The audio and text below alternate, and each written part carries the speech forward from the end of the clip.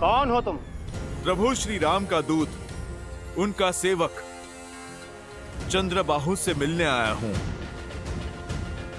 तुम मुझे उस तक ले चलोगे या मैं तुम्हें उठा कर ले चलूं?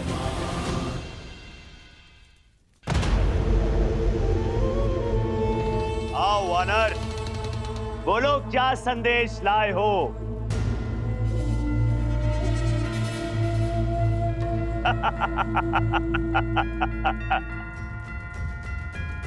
चयन का विकल्प लाया हूं। इसे तुम संदेश समझो या फिर चेतावनी। ये तुम्हारे हाथ में है चंद्रबाहु। मेरे प्रभु श्री राम का आदेश है, या तो वानर राज सुग्रीव की पुत्री को तुम सम्मान सहित लौटा दो या फिर अपनी मृत्यु के लिए सज्ज हो जाओ। सुना, मुझे स्त्री के सम्मान का पाठ पढ़ाने का आदेश वो दे रहा है जिसने लोगों की बातें सुनकर स्वयं अपनी पत्नी के सम्मान को तार तार किया, उसे त्याग दिया। चंद्रबाहु, जो सत्य मैं आज जानता हूं, कल वो पूरा संसार भी जानेगा कि ये सब तुम्हारे पिता सहस्त्रमुख रावण का किया धरा है।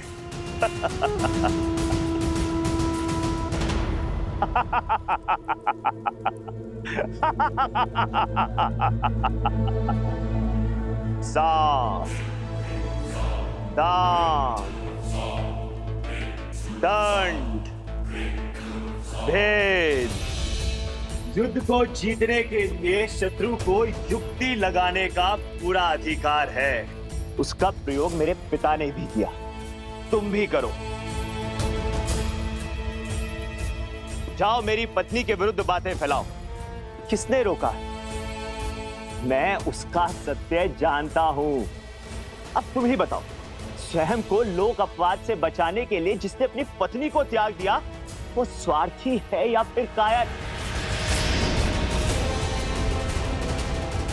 जिसने अपनी पत्नी को मरने के लिए वन में छोड़ दिया, उसको क्या अधिकार है कि वो किसी और की स्त्री या पुत्री को लौटाने का आदेश दे? दुष्ट, तूने मेरे भगवान को पापी कहा है। तू अवसर का नहीं, अंत का पात्र है।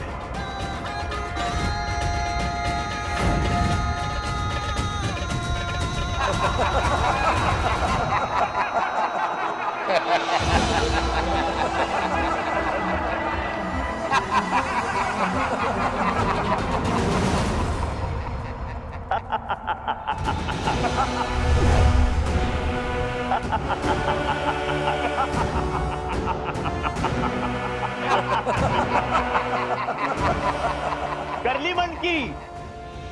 अब जाओ और जाकर कह दो अपने राम से कि इस संसार में चंद्रबाहु को मारने वाला कोई नहीं है, क्योंकि मेरी ढाल मेरी पत्नी का पतिव्रत है, और जब तक वो मेरी रक्षा करती रहेगी तब तक मैं अमर रहूंगा।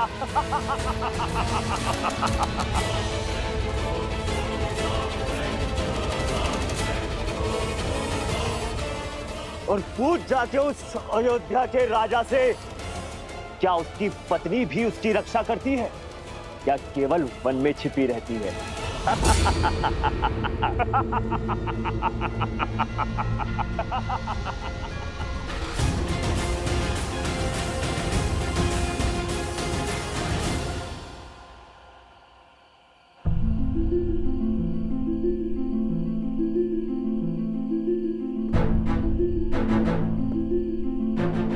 मित्र, मुझे न राज चाहिए न संसार, मुझे केवल मेरी पुत्री चाहिए मित्र, केवल मेरी पुत्री।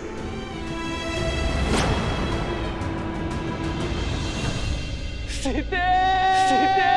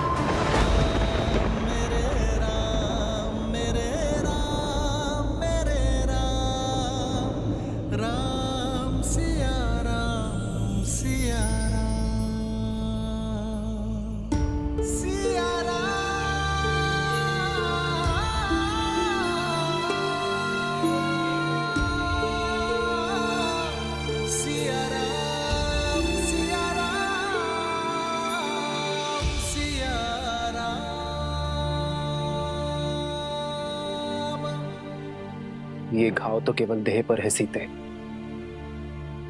मन और हृदय का घाव तो केवल आप ही नहीं आ रहे, मैं भी जानती हूँ।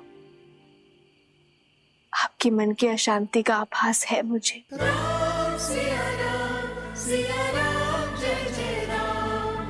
राम सिया राम, सिया राम जय जय राम। राम सिया राम, सिया राम जय जय राम। जिसने समाज के कल्याण का प्रण उठाया हो, उसका मन शांत कैसे हो सकता है सीते? यही संचित कर्म है। हर किसी को काटना पड़ता है। समाज के कटाक्ष, संसार के उलाहने को सुनकर अपने कर्म को प्राथमिकता देना कितना कठिन है आर्य नहीं जानती। और आपके हर संघर्ष की विजय पर हर्ष भी है मुझे हाल। सिया राम, सिया राम, सिया राम, सिया राम, सिया राम, सिया राम। त्याग से बड़ा इस संसार में कोई तप नहीं है सीते। मुझे पूरा विश्वास है कि जीवन के हर कार्य में हम दोनों पूर्ण रूप से सफल होंगे।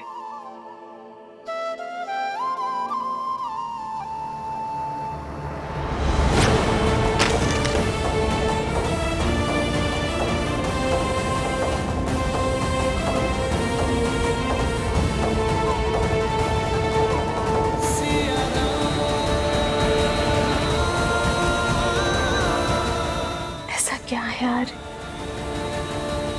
जो आपको इतना विचलित कर रहा है? कल भोर होते ही मैं भगवान वाल्मीकि का परामर्श लूंगी। वही मेरी उलझन को सुलझा सकते हैं। राम सिया राम, सिया राम। प्रभु, चंद्रबाहु की पराजय उसकी पत्नी में छुपी है, क्योंकि उसका ढाल उसकी पत्नी का पतिव्रता धर्म है। प्रभु, मैंने बहुत प्रयत्न किया, मैं कोई सूचना नहीं जुटा पाया। कल भोर होते ही हम युद्ध का शंखनाद करेंगे। हनुमान, तुम उसकी पत्नी के बारे में जानने का प्रयास करते रहो।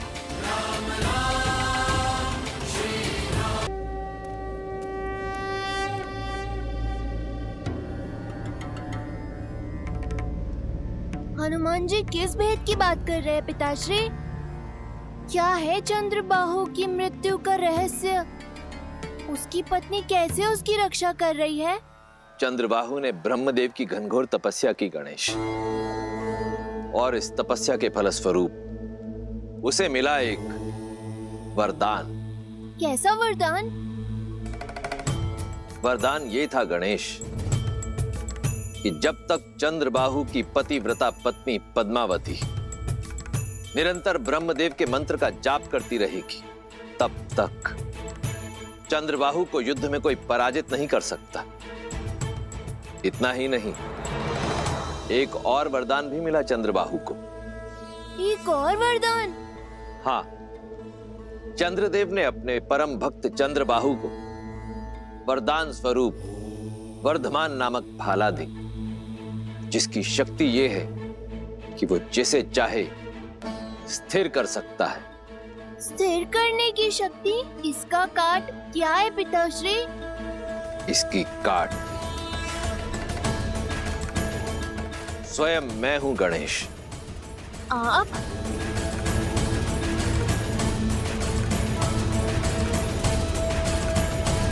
देवी, जो मन वचन और कर्म से जुड़े होते हैं, जो जगत कल्याण के लिए त्याग करने को तत्पर होते हैं, वो भावों की डोर से सदा जुड़े होते हैं। मन कहता है कि मेरे श्री राम दुखी है और इसी आभास की चिंता मुझे सता रही है। अब आप ही बताइए, मैं उनकी सहायता कैसे करूं? मुझे मार्ग दिखाइए प्रभु।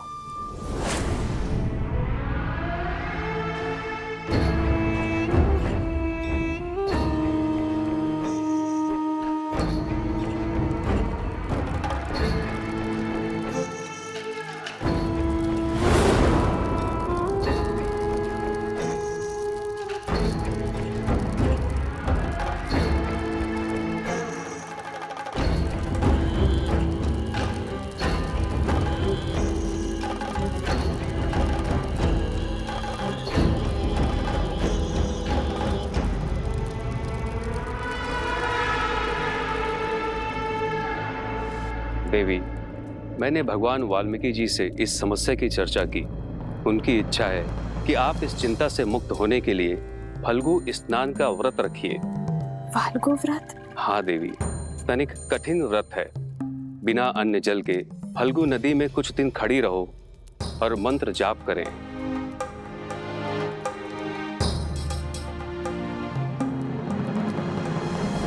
आओ सीता, इस बार कोई भी बल तुम्हें मेरे छल से नहीं बचा सकता।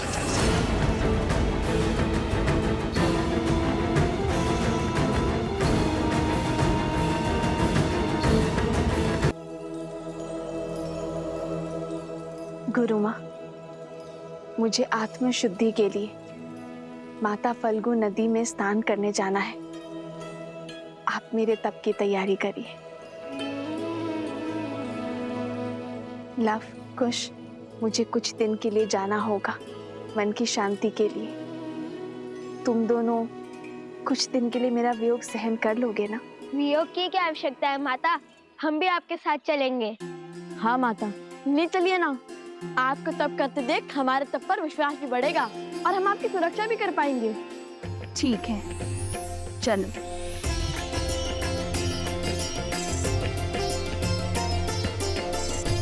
मित्र, हमें सेना की सुविधा के लिए हमें इस सरस्वती नदी के उपनदी पर ही शिविर लगाना चाहिए। फाल्गु नदी भी इसी नदी में आकर मिलती है।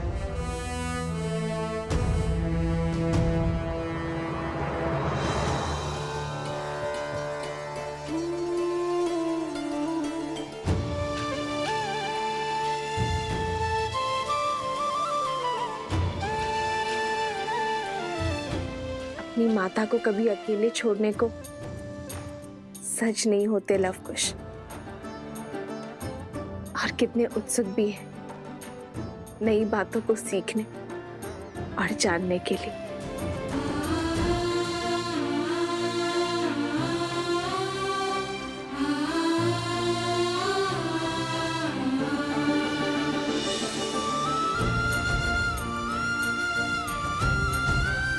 बालकों की भांति उत्सुकता मुझे आपके मुख पर भी दिख रही है वन देवी। हाँ गुरु माँ, लगता है ये यात्रा जीवन की दिशा और दशा दोनों को मोड़ देगी।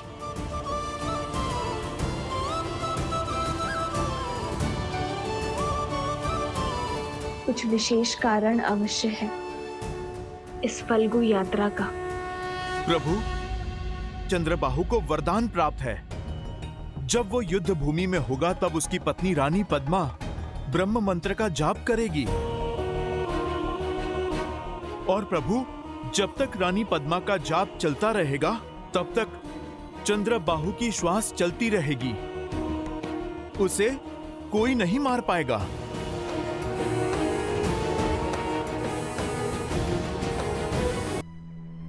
चंद्रबाहु का कवच रावण की नाभि सा ही अभेद्य लग रहा है। धर्म का एक वार पाप की हर ढाल को काट सकता है मित्र। आपकी पुत्री की रक्षा के लिए हमें पतिव्रता को रोकना होगा। आज युद्ध के समय किसी को महल जाकर रानी पद्मा का जाप तोड़ना होगा। ये कार्य मुझे सौंपिए प्रभु। मैं रानी पद्मा का जाप भी तोड़ूंगा और अपनी बहन को भी खोजूंगा।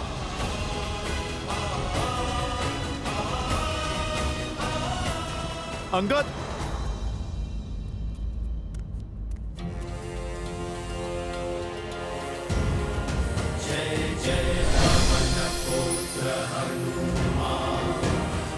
अंगद, ये लो, ये कूट तंत्र यंत्र है।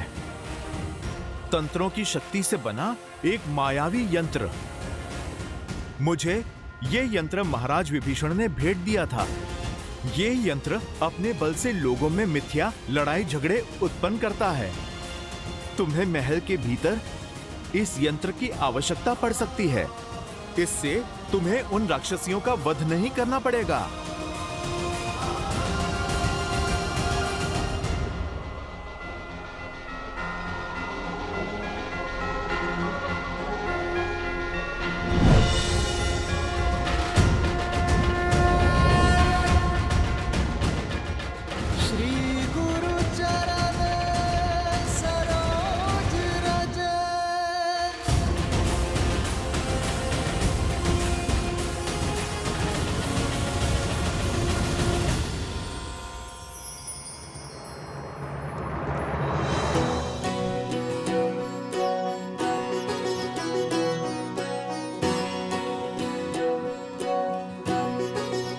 माता ने 3 मित्रों को साथ लाने की अनुमति दी है।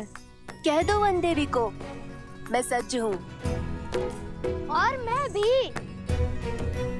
वन का मार्ग है, पुष्पों का नहीं, कांटों की डगर है। लौटने तक तो केवल घुटनों तक ही पांव बचेंगे सबके। एक बार फिर सोच लो। कितने भोले हो भ्राता शांडिल्य। लवकुश के होते माता का पग कांटों के डगर में नहीं पड़ेगा। वन देवी है, वन में जाएंगी तो बैलगाड़ी पर। बातें बहुत बड़ी बड़ी बनाते हो कुश। कैसे जाएगी वन देवी बैलगाड़ी में? आश्रम में तो गाड़ी है ही नहीं। नहीं है तो क्या हुआ, बन जाएगी। क्यों, है ना भैया? विचार तो अच्छा है, किंतु ये सोचना होगा कि ये होगा कैसे। और बैल, उसका क्या? आश्रम में तो केवल गाय है। बैल भी क्या लकड़ियों से बनाओगे?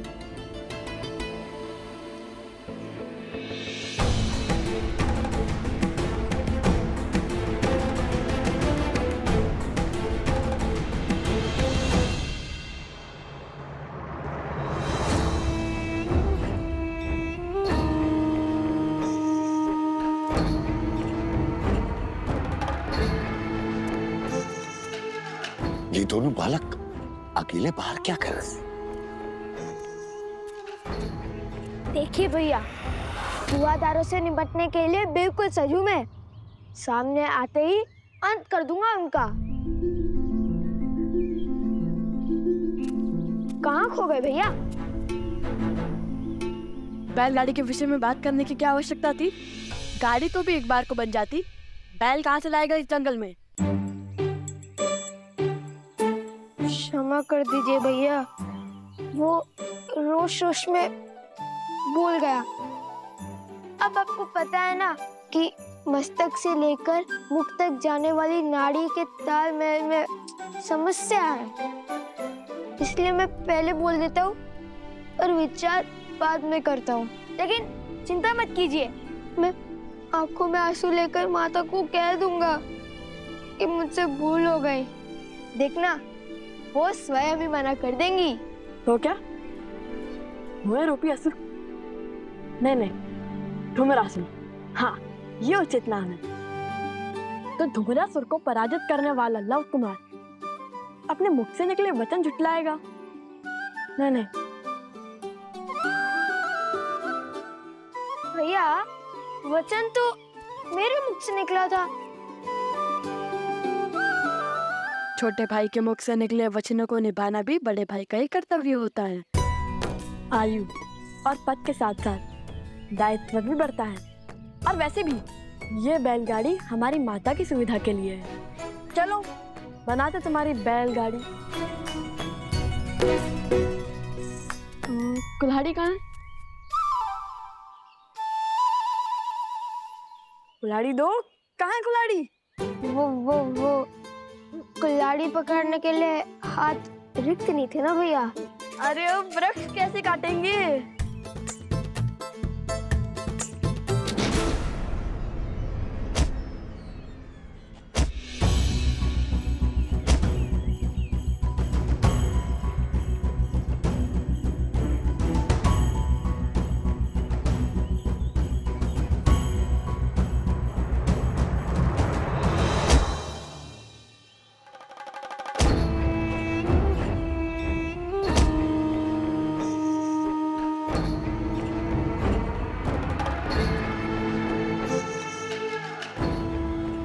आप दोनों कौन है? इस घने वन में क्या कर रहे हैं?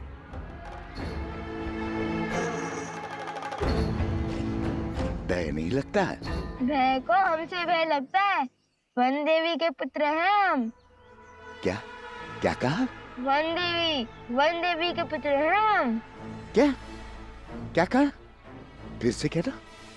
मेरा भाई कहना चाह रहा है कि जब उसका सिर घड़े के भीतर होता है तब उसे किसी का भय नहीं होता, क्योंकि हम वन देवी के पुत्र हैं।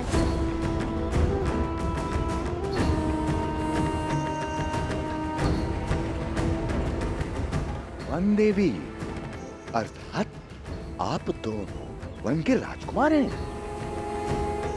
मेरा प्रणाम स्वीकार कीजिए, मुझे सेवा का अवसर दीजिए। बताइए क्या चाहिए आपको? हमें कुछ लकड़ियां चाहिए। हम अपनी माता वन देवी के लिए एक बैलगाड़ी बनाना चाहते हैं ताकि वो सुखपूर्वक फाल्गु नदी तक पहुंच सके। और सिर्फ लकड़ियां ही नहीं, बैल भी चाहिए हमें। इसे कहते हैं विधि का विधान। मैंने एक गाड़ी बनाई, सोचा था आश्रम में दान कर दूंगा। यदि आप दोनों वन देवी के पुत्र हैं और इसे मेरी तरफ से वन देवी के लिए उपहार स्वरूप स्वीकार करें तो मैं धन्य हो जाऊंगा। अद्भुत, कितना अच्छा सहयोग है ये। क्या हम गाड़ी देख सकते हैं?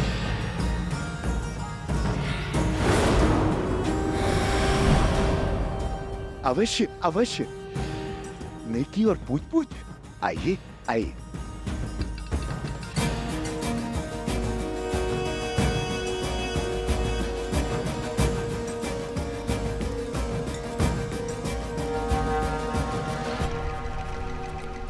वाह भैया, कितनी बड़ी और सुंदर गाड़ी है। और दृढ़ भी। धन्यवाद बंधु। अब हमें एक बैल की आवश्यकता है। ओ जहाँ चाह होती है वहाँ राह होती है। अभी वहाँ मैंने सेतु के पास कुछ गायों और बैलों को चरते हुए देखा, किंतु वे वन्य वृषभ हैं। उन्हें नियंत्रित करना सरल नहीं होगा। कुछ मायावी असुरों को धूल चटा सकते हैं, उनके लिए बैलों को वश में करना कौन सी बड़ी बात है? क्यों है ना भैया? सत्य वचन, सत्य वचन। हम अभी बैल का प्रबंध करते हैं। कुछ शीघ्रता से चलो, हमारे पास अधिक समय नहीं है।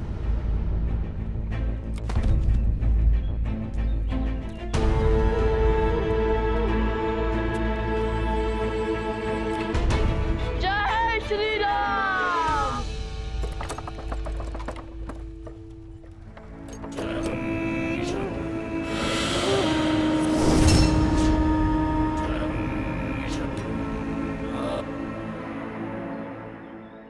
मैं श्वासोर